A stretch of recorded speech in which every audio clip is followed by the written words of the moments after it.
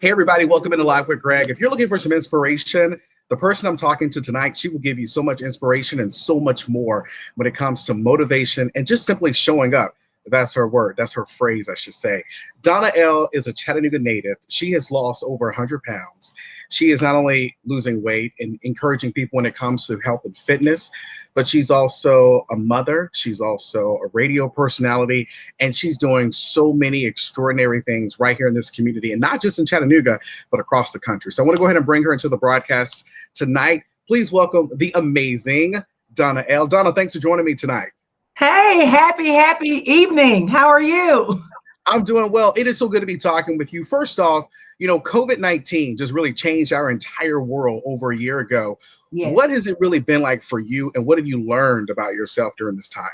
Oh my gosh. I learned that I am enough and that I don't need people. It's a gift to be around people. I have always just been around people my Mhm. entire life, my entire career, and I'm an empty nester. So when the world shut down, only person I had a chance to really get to know was me. Mhm. And it was different, but oh my gosh, it has been a metamorphosis for my life, for who I am and how I encourage and motivate people, and especially with all the things that I do in the community and of course nationwide. So we're going to talk a little bit about, the things you do in the community throughout this broadcast this evening. But I want to start with how you got into radio because, you started practically working at a young age. So how did that happen? Oh, that's a cool story. So years ago, the YMCA had the Black Achievers Program. And what it was an opportunity to actually learn and to figure out what you want to do when you become an adult. And a lot of people don't know that I started at the radio station and met Keith Landecker and Dewana Young Man when Mhm. and she's a huge mentor for me, and Keith Landecker is as well. But I was actually 13 years old and I went into the studio, and from 13 years old, I became a teen reporter when I was 16 for Chattanooga School for the Arts and Sciences. And before I knew it, I was on full time and became a radio personality. Because if it wasn't for Keith, if it wasn't for Dewana, if it wasn't for Magic, I wouldn't be doing what I do. And all those people in that picture right there, it just takes me back. But I'm just so proud about that. When you think about that time in your life when you were on the radio, just doing so many extraordinary things, and then you were given the great opportunity to co-host a morning show, and Yeah. you guys were like the show to listen to in the mornings in Chattanooga. Yeah, what's funny is that at the time I didn't think I was doing something amazing. I just figured that I love people and I love Chattanooga. But I had actually been on night radio. Everybody knew me for nighttime radio for 12 years. And it was Donna Elle's Friday Night House Party. It was Donna Elle's Ballad of Power Stars. And I was able to really connect with the community. And before I knew it, my dream was to be on the morning show with Eric the Voice Foster. And God granted me that dream. And when I tell you, me and Eric are still just as close, that is my true brother, and he pours into my life every day. And I hope I can give him a little nuggets. But that is family right there. But the whole station is my entire family, still being around them and still being connected with them. And that opportunity and being able to get to know so many people in Chattanooga actually catapulted me into a place where I'm doing marketing for Chattanooga Tourism Company, and where I'm doing all the public speaking and things that I do with my weight loss and stuff like that. But that's family, and they've been around me since I was a kid, and it was just to know everybody in this community. Greg, me and you talk a lot, Mhm. and one of the sayings that Keith Landecker taught me, and you hear me say it often: if you make the people the stars, in turn they will love you. And I did not realize what that meant, because at a young age, you all about you. You're selfish. You're Mhm. like, it's me, it's me. But before I knew it, I said, these are people that I can connect to and that are pouring into me to make me who I am. And I just was so grateful and still am so grateful for Chattanooga to love me. I love them so much. When you think about that time on the radio, a lot of people don't realize, in television, we see you, we have a visual image of who you really are. On the Yeah. radio, you get to know people through their personality, their voice, things like that. When you were out in the public at appearances in the Mhm. radio, something happened and it Mhm. transformed your whole life. Tell me about that. Oh, yeah. Me and you have had some great conversations about this, but one of the things I'll never forget is that this was before social media. So Mhm, being on the air, people had an assumption of what they thought you looked like. So a lot of people don't know that I am tall in stature. So I am actually 5'11". And at the time I was 5'11", and then I was a size 22, 24.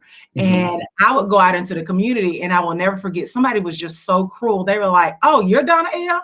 I didn't realize you were that size." And that really at the time didn't bother me, because I'm gonna tell you, I felt like I was the baddest big girl in the city. I wanted to represent plus size women. mhm, And something changed and triggered when my family had experienced cancer. And I have a close aunt. I tell people about her all the time. Her name was Deborah, and she passed years ago from colon cancer. And when I had a conversation with my aunt Deborah, it was that I said, I want to lose this weight, but it's not for everybody else. It's because I got this big personality, and mhm, I want people to experience it. mhm. And I said, but I want to help people in the process. And then she said, if you help people, if you want to be a coach or exercise instructor, take the time to get to know everybody and pour into them when they need you. And I became what I think she needed and what I needed at the time. When you talk about going through the journey of losing weight, because a lot of people don't realize Yeah, weight loss is really an emotional, a mental, and a physical journey. it When you is. think about going from Donna Elle 100 pounds ago to Mhm. the person you are today, what was that journey like for you? And what did you learn about yourself along that process? Greg, I am so proud of me. Like, then, it, you know, I always felt like I was a person who cared for people. I was a people pleaser. I wanted to take care of everybody else.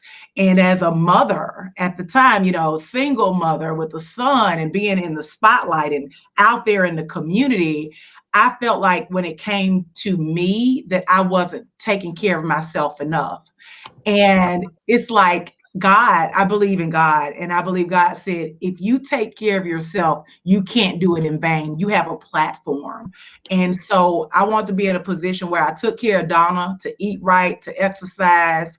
But I also wanted to be in a position to bring others along the way. And that's why I started this journey. But I feel so much better now mentally.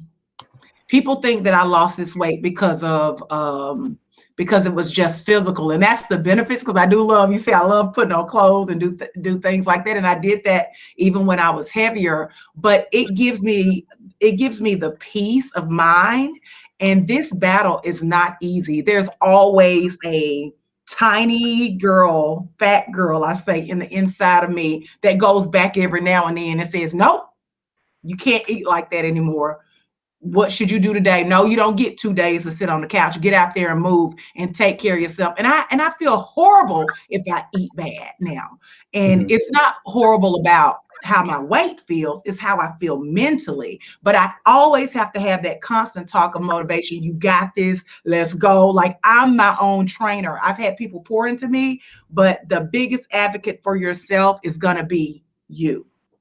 And, that is so true. When you think about, starting in radio as a teenager, as a teen radio reporter, living your Mhm. life, getting to the point, working with, Eric Foster on the radio and working with Yeah. him on the morning show, there is a pivotal moment when everything's going well, you're changing your life physically, and then you left the radio station. Ah, What was yeah. when you got that, the day that you found that out, what was that conversation like, and Ooh, what was going through your mind, um personally? Because everybody, we always worry about what are the people going to say, what are people going to right, think. So what was right. going through your mind? Oh my gosh. So when I was at the radio station, I had been there, oh my gosh, 20 years at this point. And I felt like that was all I knew. But when I was there, I'll never forget, Keith Landecker pushed me. He was like, you need to finish your degree. And it was actually Eric Foster that said, I don't want to hear it anymore. You need to finish your degree. And I was like, okay, yeah, I'm going to do it, because I had stopped.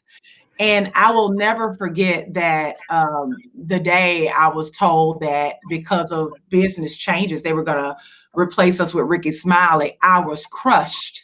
And I called my mother and I was like, I am not working at the radio station anymore. They had to make some changes. I've been laid off. And I'll never forget and I said, this is all I know. And I'll never forget my mom, because it's nothing like when you talk to your mom. And she said, this is not all you know. This is not all you know. And I felt like, because I've been doing it so long and people are familiar with me, and what are people going to think in this city? And I'll never forget, Greg, I was in the mall. It was 2 days after I had to go buy Brandon some shoes, right? So I'm walking in the mall and this kid's like, Donna Elle, oh my God, it's Donna Elle. I said, I don't work there anymore. He said, but you'll always be Donna Elle. And that was a light bulb moment for me to say, you're right. Things have changed, but I'm still who God has called me to be. And that loss in that moment felt like everything was crashing down. And I will never forget the next morning I went running with my divas and they were like, Donna, you don't understand what you bring to us. And I was like, but you don't see that. Life is still going on, but you don't see that. But it was a hard time for me.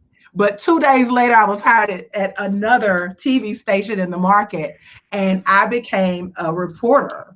And from me becoming a reporter, and then my career has changed into I'm doing marketing full time, and I'm public speaking everywhere and doing voiceovers.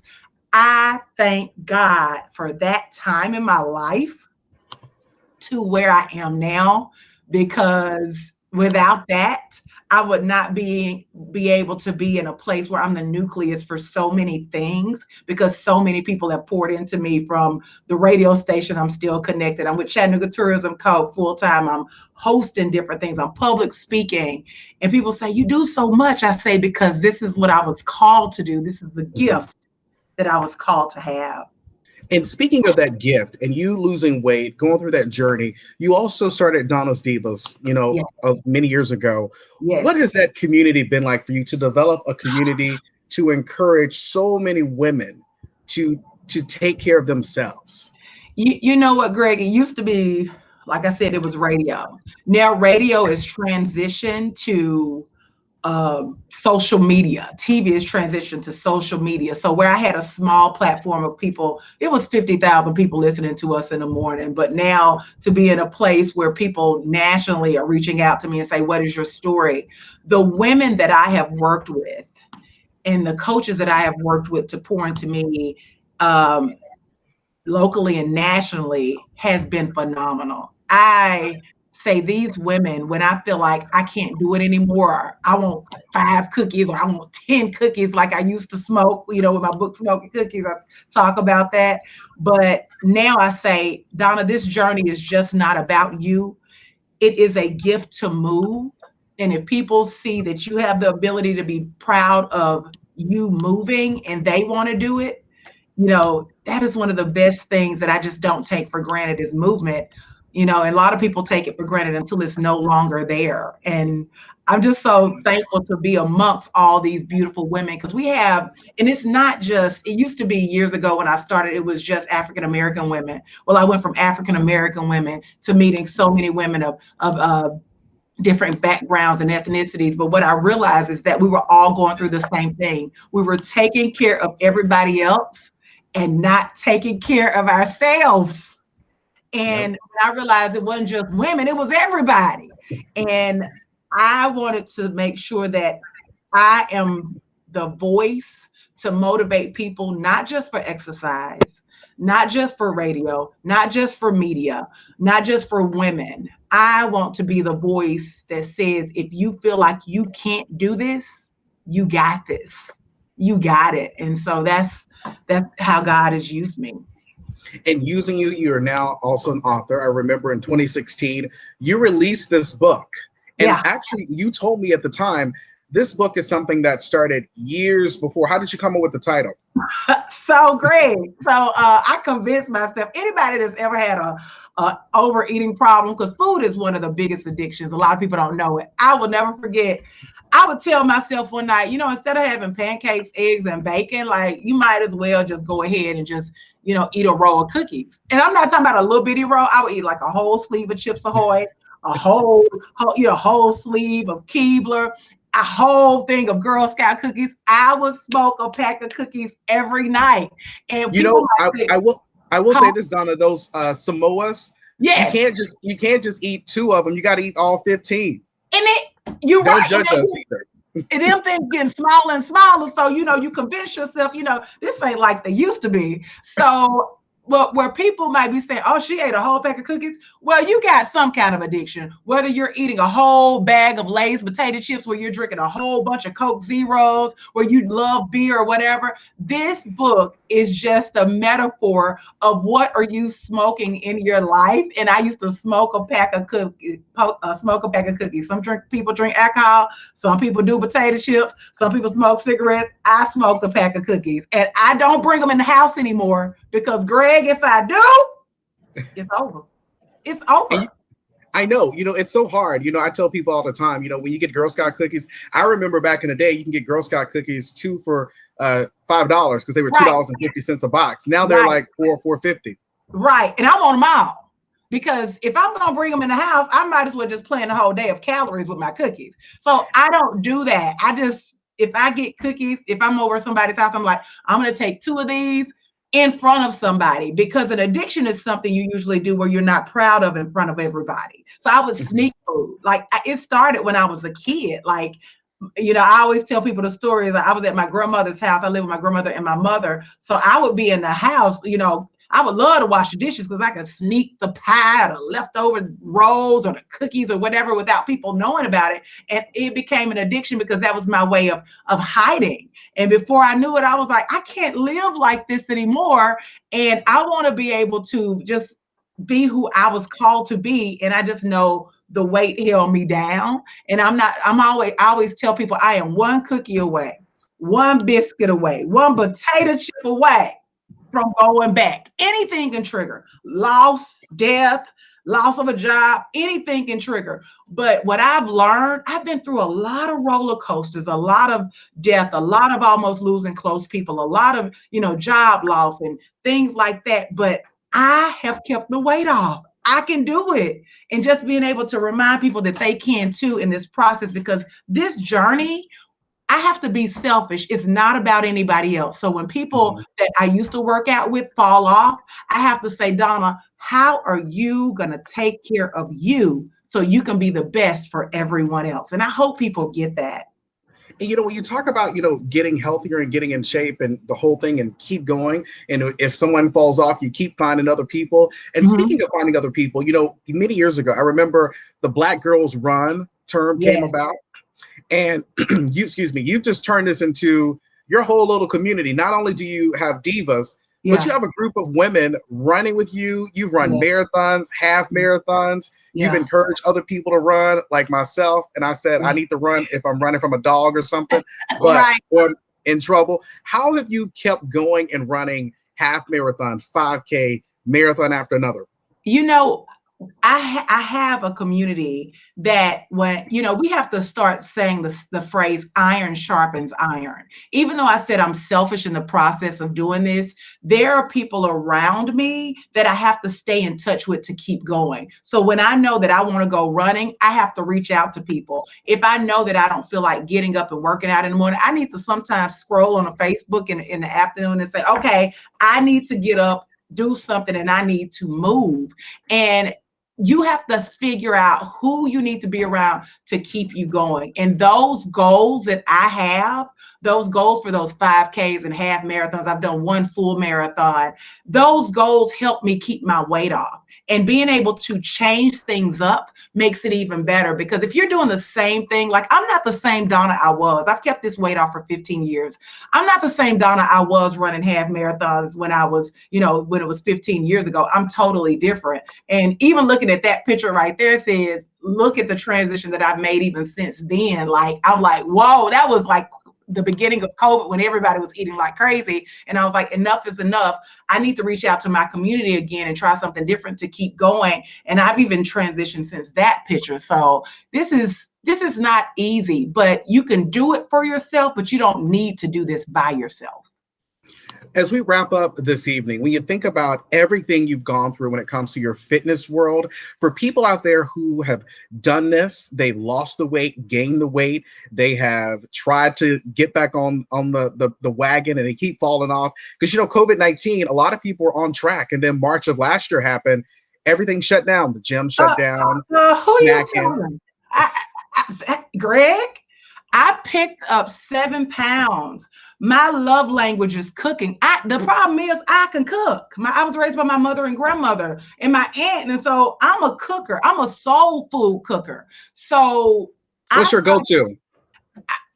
Did I say cookies? Cookies, cakes, anything. So No, I no. started making. What's your meal? You say you cook. So what's So your go-to I meal? can make a mean fried chicken, macaroni and cheese with 5 different cheeses, and I make it homemade from scratch. Cornbread, cabbage. I will bake a carrot cake. I will start you off with banana bread in the morning. I was baking all that stuff and dropping it off at people's houses. But guess what? You slice those things, the crumbs fall, and somebody got to eat them. And I was picking up 7 pounds.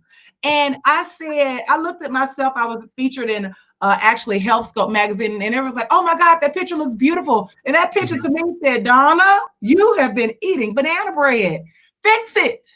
And so what I ended up doing there is I said, I can't take this anymore. So I knew that my birthday was coming up and I wanted to recharge. And I started getting people motivated again, getting on TikTok, posting my exercise workouts and just getting people excited about it. And since September, I've actually lost a total of 20 pounds. So where I used to tell people I was 100 pounds down, I am 107 pounds down. And that 7 pounds has been pivotal for me. And I mean, I was eating because it was what we didn't know what was going to happen in the world. And if I was going out, Greg, I'm going to tell you, I'm going out with a cookie. I'm not sleeping on anything. So yeah, that's what happened. But hey, I'm living and life is good. And I am doing the best I can to just keep maneuvering and to have that peace. So I was working out every day, but I was eating. And if you're not eating right, eating healthy, that weight is going to come back. You are just not only on so many different social media platforms, Facebook, Instagram, Twitter, but now over the past couple months, I've noticed you picked up on TikTok. I can't show any of the videos because we don't want Facebook to take down this broadcast. But what was the driving force to make you say, you know what, I want to get involved in TikTok? Let me tell you, everything was so serious. I'm on all these boards. I'm in part of all these organizations. I'm speaking. And one thing that was missing was people seeing that Donna loves to motivate and she loves to make people laugh and enjoy life. And my TikToks are just light, silly, fun. And I wanted people to say, you know what?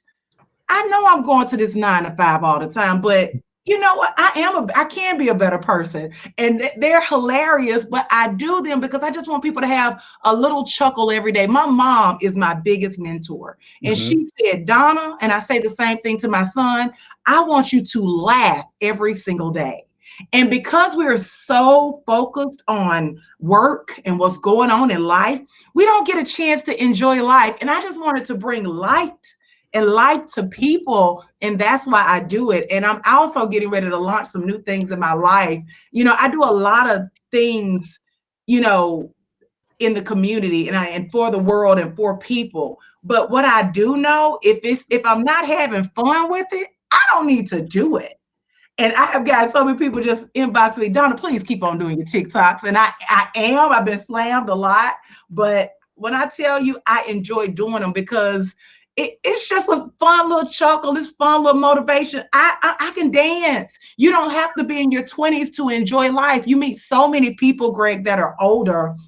And when I say old, I'm saying they're not really older, but they're like 35 and they're taking things so serious. And they're like, look at people dancing. And why are they acting like that? Get out, dance, live, laugh, because this life is going to pass you by. I'm tired of people saying, years past, I used to be the bowling champion, or years ago, I used to could dance. No, today I can dance. Today, I don't have to go to work. I get to go to work and enjoy life. And I don't care. I talk about keep showing up in everything that you do. And I talk about that with exercising. But in order to be present, you got to be your best self. So this is my year of getting my happy back. with or without people, and with or without TikTok, with or without Facebook. It is time to do things and take care of you. And that's what I hope that I show in those TikToks and on everything that I do. You know, Donna, a few years ago, you pledged Delta Sigma Theta Yes, Sorority Incorporated. yes, What yes. has that community been like for you? And what made you say, you know what, now is the time? I was a single mom when I was in college, so I didn't get a chance to be a part of the legacy that the sorority of Delta Sigma Theta sorority has and the service that we bring to this community.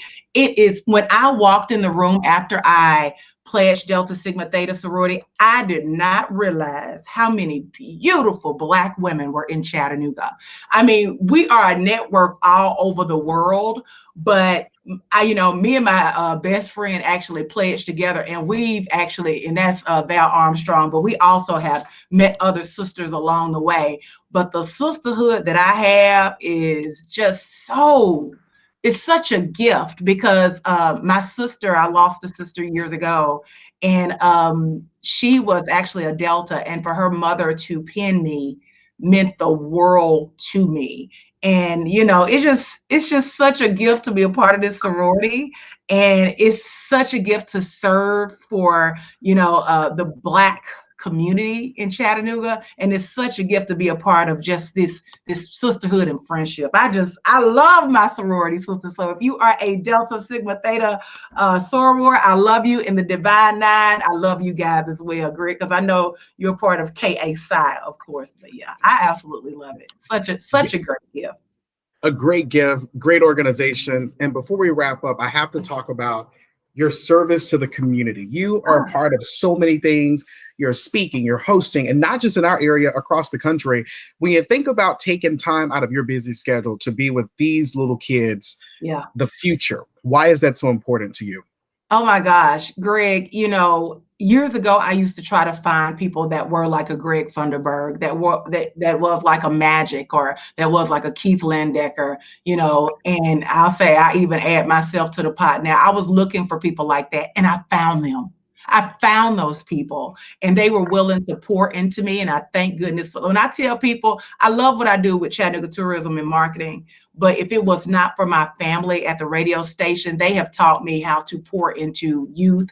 And just to see this sweet picture, of those lovely ladies, and just to see this family picture right here, it just reminds me that you have to have network to get to where you're going. And when I leave here one day and God says all is well, I don't want him to say all is well because of what you did just with your family. I'm hoping that he says all is well for what I poured into with this community, and that I have given somebody else, some other little young girl, an opportunity to be the next Donna Elle and hit a stage. Because whereas years ago, I was just seen in one market in the African-American community, and somebody reached out to me recently, I see you everywhere. I can't believe this. Wow. I have always been everywhere, but now you finally see me. And I'm just so excited about where we're going with this. You are also a mother. And what has motherhood taught you over the years?